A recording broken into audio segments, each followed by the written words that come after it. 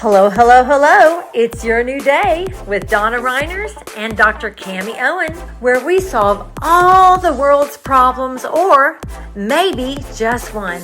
And maybe it's yours. In our 30 minutes, we talk about your emotions and mind and how they tie into your body and spirit. We want you to renew and restore yourself in a world that wants you crazy. And sometimes we even talk about money. Introducing your hosts, Donna Reiners and Dr. Kami Owen.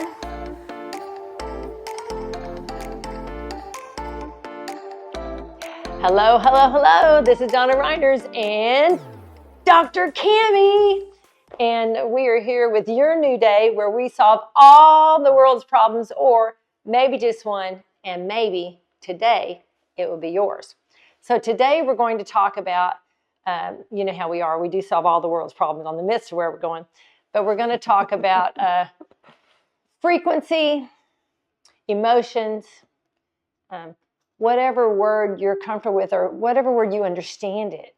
Language is interesting. So I'm going to share a story, and then we're going to just kind of move from there. So when I was 18, my mom passed away. Now, Mom was really the rock in our family, and it rocked my dad's world. Why? Because they were married 36 years, and they were each other's world, you know? So when Mom passed away, my dad was very confused. He really just didn't know who he was without her, because of how long they lived together. And it was precious, you know, except that I was 18 and Mom was my best friend. And she was just a good egg. You know, we never heard one person say anything negative about my mom. That's pretty big. And as my best friend, I was kind of lost myself. I was right at the place where you go to college, or, you know, all these things take place at the time. Mm-hmm. So my dad did not know what he was going to do, didn't know who he was.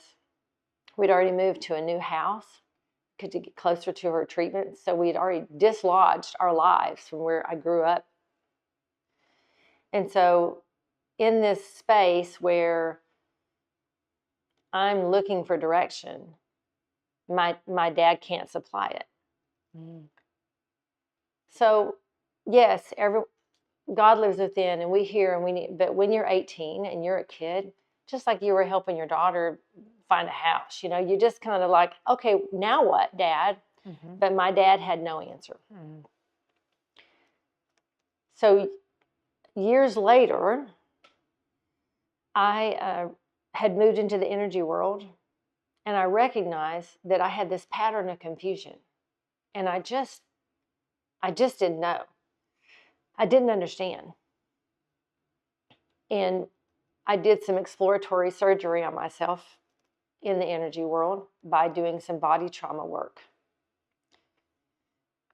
And it took more than one session. Normally it does, to honestly clear all the theme, all the routes, R-O-U-T-E-S, as well as the root. And sometimes there's multiple roots, actually. Mm-hmm. And so as I went through the process, knowing I was going after that theme, knowing I had an intention, I discovered that I had my dad's confusion on me. And it had been there for 20 years.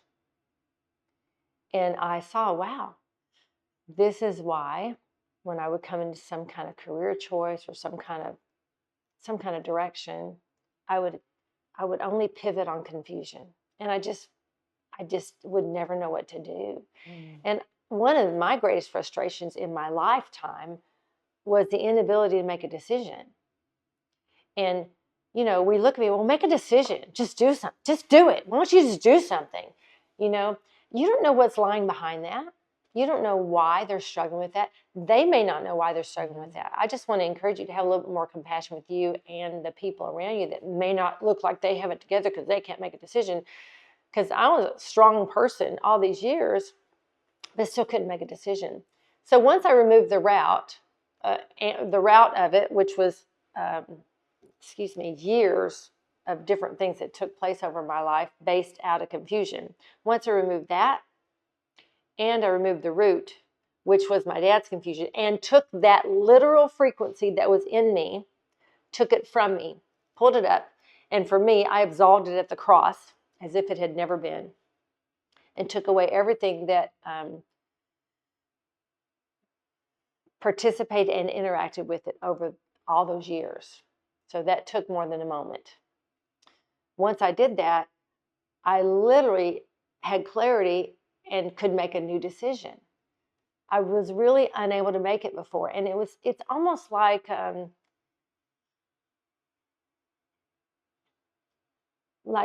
being paralyzed. You know, and when you see someone who's paralyzed and they literally can't walk, like literally can't walk, you don't say, get up and walk. What's wrong with you? Why can't you walk? Do you? If you do, you're not a very compassionate person.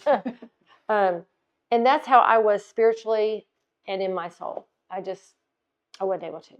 So, but once I was able to see, oh, I can make a new decision. Well, guess what happened then? I got to make a lot of mistakes. Why? Because my body, my soul, my growth had stopped at 18. I literally had stopped developing the area of decision making at 18. And so it took a minute. I had to retrain. And you know what? I had to learn how to retrain. You know, they only teach you spiritual things in church normally. And I just really had to retrain. And in some areas, train for the first time myself on making decisions and not feeling condemned as I made them. And one of the things that when I see people that they struggle the most with is condemnation. And when you can get to the root of that, which does take a minute, when you can really, really remove the real root of that, it really opens up your whole pathway to live a life of self-compassion while you're learning how to make mistakes. You know, the previous 2 episodes, we were talking about self-talk, and we started with little kids, and it was like when I saw this and when I was able to make new decisions, it's like I was a little kid. And so I had to really choose not to condemn myself when I made a mistake, and to choose not to hurt myself with talk when I made a mistake that impacted other people. Because listen, my heart's motivation is always to help and always to serve. Excuse me. And in that case, I had to really learn, and I had to be kind to myself. And I had to remember my mom had just passed away. You know, I didn't cry for 12 years after my mom died. Wow. I wasn't able to access, because at the time my mind was, well, you know, God gives, God takes away. That's how I handled it, by avoiding the entire situation. So, you know, I've had a lot of healing. That's the only reason I can sit in this chair, and that's the only reason I can be so confident with you, because I have gone through so much actual real healing where I'm not just talking smack to you. I've been in the ditch. I've been in the dirt, and I've learned how to walk it out. And so I just want to encourage you, maybe you have something in you. Maybe there's something that you don't understand. Maybe there's a theme in your life that you've ignored. Maybe it could be, gosh, it could have impacted how many jobs that you've had. It could impact relationships. It could impact finances. It could impact different people that are attracted to you or not attracted. It could impact experiences you've had. And it could really be a trend because of something that happened before that settled in your body where you need that removed. And can you do it yourself? Possibly. Do you need help? Probably. Why do you think people like us are around living on the planet? To help one another. So first of all, I just want to say that if you see something like that, write it down. And I want to encourage you to sit with it and ask yourself, what could I do? Because let me tell you something. It's like a pot simmering on the back of the stove when you figure out there's something going on that you could actually have a solution for, and it will bug the crap out of you if you ignore it. And so in your mind, just say, you know what? I'd like a solution for this. Access this space inside. Even if you don't understand, I'm telling you, God within hears, and say, you know what? I'd like a solution to this issue that I see, that I've seen since I was a little kid or whatever. and ask God to bring you a solution so you know how to move forward in your life. And then when you get it, have compassion for yourself. Yes. Because it took me a minute. And sometimes I still come across it like, wow, I'm new in this area. But I'm able to say, oh, it's okay. You're okay. It's going to be all right. You're just learning something new. Anyway, can you help us with this? Well, I think you did a great job, and I really love that you talked about we have the answers with Yeah. It's not outside of us. We actually all have the same programming because we are from that one source. So it's all in there. Now, one of the ways I explain it to people where I like to create pictures or metaphors, if you will, Sure. of how to explain something. If you think of, we have the alphabet and it's 26 characters long, and we can write many words with those same 26 letters. We can write many sentences. We can write many paragraphs. We can write many beautiful books. Some people can take the same 26 words or letters and create just beauty and poetry and just sings to your soul.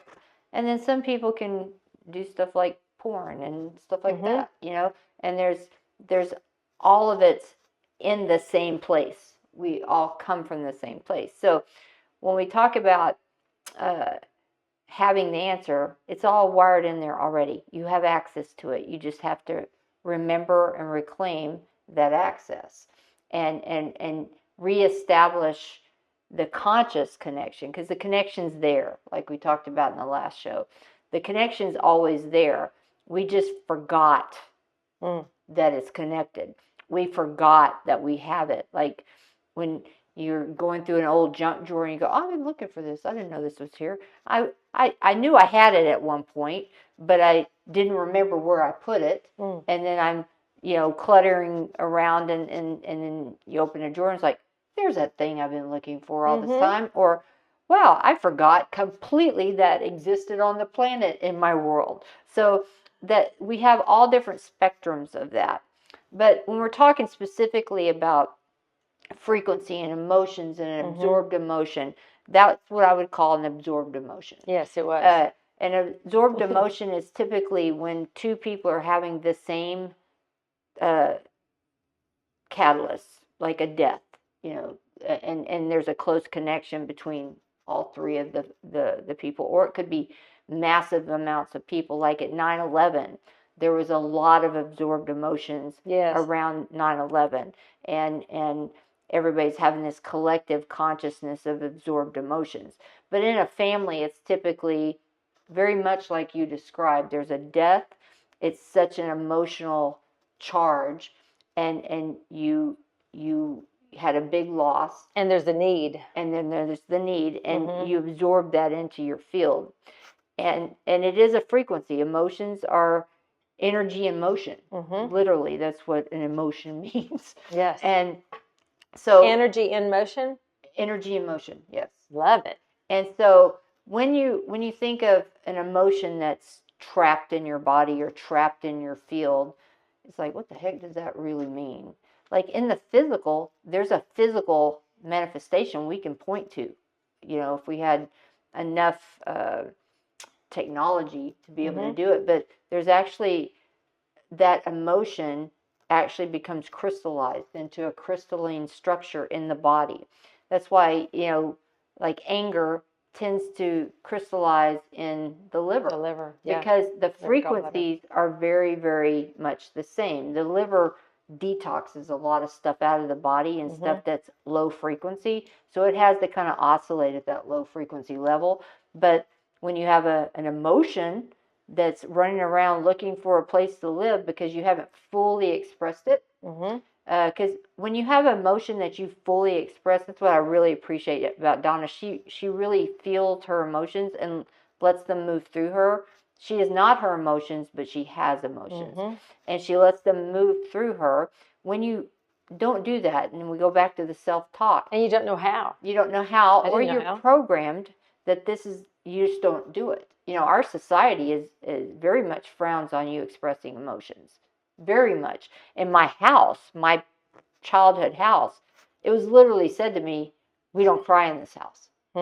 Like, is that some programming? That's some direct, in-your-face programming. I can take that out. You don't need it. I'm just that's Actually, I went through that healing. It took me a long time to be able to express, to cry and express. I actually believe I've cried on this show, and it's like that is something that would have never happened before. And I've actually had occasion where things are literally this finger sticking this way, and I want to cry because that's actually, there's a whole scientific reason why we cry. We can have that conversation, but having the permission now to have my emotions, not be my emotions, to feel it, but have them, feel them, let them run through my body. But let's just say that you had the same kind of programming I had, and it was on anger.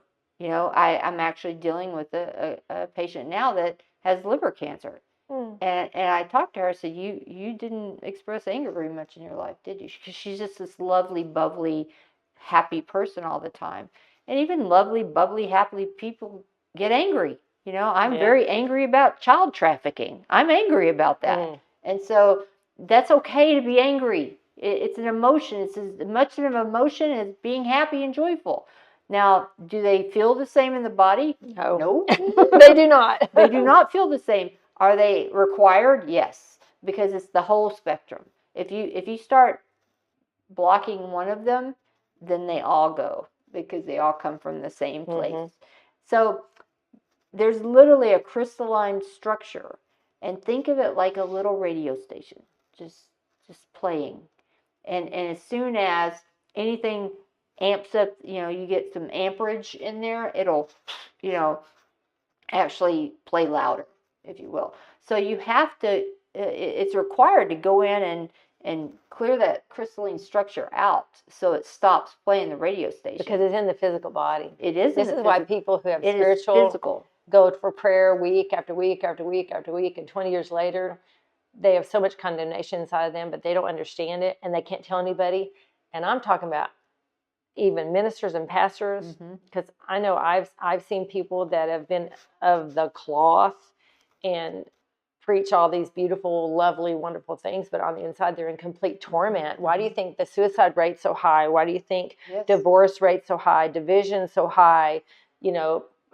Secret sin is so high because there's not this healthy space, this healthy place of real expression and being honest, and then removing that junk. Yes. Like removing it from you and seeking help sometimes. Look, I had to remove that from me. And I did need someone with me to help me because I could not do it by myself because I didn't know how. There is literally a techniques to help you bring it out of their body, out of the body. Yes. Just like we could do surgery. And that's what I was thinking, with a scalpel, and actually you can do the same kind of surgery with emotions and trapped emotions. And there's places they can get trapped anywhere in the body. You can have your big toe is bothering you because of something, it's true. Some type of emotion that you had when you were 3. I had a client once who had a cut on their leg from a fall, and this was anyway. And when I was helping this person with the protocol that I use, they had an unforgiveness for a very specific action that took place when they were in the war. In the Vietnam War. And it was someone had capped them off, kept them from something, and assigned them something that was really horrific. Somebody had to do it, but regardless. All that emotion was tied into a place of unforgiveness and a vow this person had made, well, I'll never this or I'll never that. And do you know, as I identified it, as I helped them release it from their own body, because I'm helping them do the work. Yes. Do you know what happened? I literally saw with my own eyes that cut begin to close in. Mm-hmm. Did it completely go over and solve like it would have been in the days of the Jesus, where everything went poof, you're beautiful and perfect and it's all gone? No. But over time, as that person continued to move forward, because it was as if that had never happened, that thing healed. Yes. I'm telling you, that is huge and that's amazing. And Yes. the same thing with what happened with me.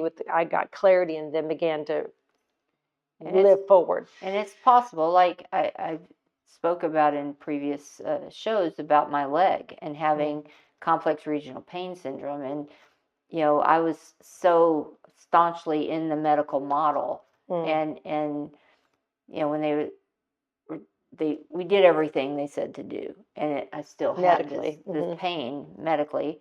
But when I found out that this was trapped trauma, and when I got over myself that that's the dumbest thing I've ever heard, I literally had to get over myself with that. Wow, that's a mindset. Yes, it was, and that was a belief system I staunchly held to, that is horse crap. Because that was your training. Yes, it was, and once I actually released all that trauma, which someone helped you do. Yes, they did. First, it had to come into my consciousness that it was possible, because I for so long believed nothing like that was possible, because it didn't exist for me. Right. Like it literally didn't exist in my consciousness that trauma could get trapped in your body, in the physical body, because that seemed very airy-fairy, new agey nonsense. Yet we have phones that call New Guinea. Yes. Come on. Yes. It's just hilarious to me how we all are. It is. But it's really because we're not taught any of these things. And then there has been a whole movement, and the whole New Age movement is a psyop to keep us, you know, from really realizing our true self. There's a lot of distortions there. For sure. And the New Age really is never mind. I'm not even going to go there. Yeah. Oh my gosh. It's a big psyop. It's crazy. It is. But I'm going to talk one day about what is New Age. I'm going to hit it hard. Oh, we can hit it hard. I'm right there with you, sister. No, we'll do it. We'll do it. Because people ask me, are you New Agey and all that? And it's like, no. No. I'm a quantum physicist. I'm truth. That's what I am. And I believe that if you actually read the Bible just from that perspective, I'm not saying it's the only perspective to read it from, but from a quantum. But from a quantum, it's a very astute quantum physics book. High consciousness, man. It is. It's like super consciousness. It's like, this is cool, you know, and it renewed my willingness to read that book. Oh my God! Everything was created with just a word. Yes. Hello. Frequency. Isn't that New Age? I'd say that's about as New Age as it gets. Creating something with your words. Go ahead. I'm sorry. But that's literally a frequency. It's literally a frequency. And you know, those frequencies have a resonance and intention. You know, so in the simplest way, everybody can clear these emotions out themselves. Excellent.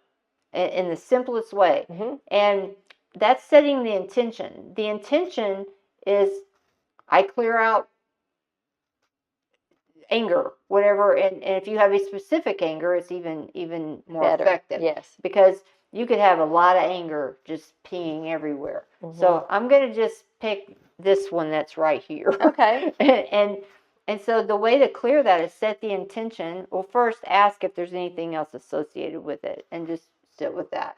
And if there's anything associated with that, clear that first. And we can teach muscle testing and everything on another day. But you can muscle test where these things are in your body, and then literally clear them with intention. One of the things I have people do, because I find that people need to do a thing. They can't just the intentions is really all that's required, but they don't. If they're not doing something, it doesn't feel real to them. It doesn't cement into this consciousness. You can take a magnet, or you can just take your hand, because you know our hands are pretty powerful. They are. But and just in the acupuncture world, you have the Ren and the Do channel that run like this, and it connects to all your all your meridians. So if you just set the intention and then literally do 3 swipes, it'll clear it out in the world of body code and emotion code. Now, that doesn't mean that there's not like one right underneath it and right underneath it. So when you go to somebody like Donna that can get all the way down up in there and just it out, it's quicker. And it's fun too. It is. And another way you can do it, and you can bring it into your consciousness, because that's one of the things with the emotion code and body code, that a lot of the stuff doesn't have to, you don't have to know about it, remember about it or anything. That's right. You can just swipe it out. But there are some times that I like the remembering. Yeah, but there are some times that it's required. Like there's some reason that you know within yourself, but you don't consciously know within yourself. Because remember, the body has there's a file and everything inside you. So there's a book, if you really want to get crazy, there's a book called The Body Keeps the Score, which is amazing. It is. So if we only have like a few minutes. So if some kind of emotion came to your mind, you're thinking, you know what? I've got this going on. Here's another way as well. You can put one hand right here on your belly, because your gut is your second brain. And you can put one hand here on top of your head, or you can put it right here if you want. I call this the pot simmering on the back of the stove place, because it's your frontal lobes where some things are always registering there. And if you just will literally feel that emotion, like if you can feel it, like the confusion I felt, and if you can't feel it because it's so long ago, but you had a memory, like, man, I remember such and much. I wonder if that's it. Don't just wonder. Go ahead and do this and this, and take that memory and look at it in your mind. Like right now, I can see my dad, and I can see how confused he was and how he ignored me because he didn't know what he was doing, and he just was aimless. And you can think about that with an intention. Anyway, we want to be practical. We want to help you in real things. And sometimes it might take place over several episodes, and we hope that that we want to solve all the world's problems, but more than that, we want to solve yours, because we want this to be your new day. So we thank you for joining us. This is Donna and Dr. Kami. Yay! Until soon, next week. Bye-bye. Bye-bye.